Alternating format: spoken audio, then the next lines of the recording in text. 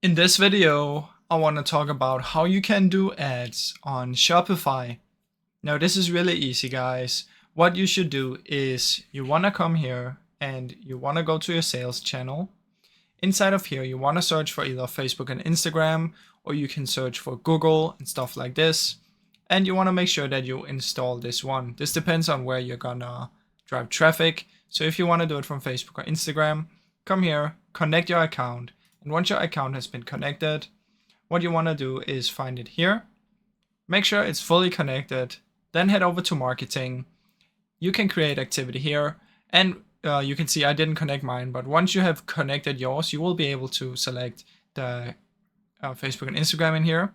And you can create the ads from in there. You can also go to campaigns and you should be able to make it in here. And that is basically how that works. Now, if you want to do it for Google, you have to download the Google one. But that is how you can do it directly inside of Shopify. Now, I really hope you enjoyed this short video. If you did, please leave a like and subscribe, as it helps me out a ton. Thank you so much for watching.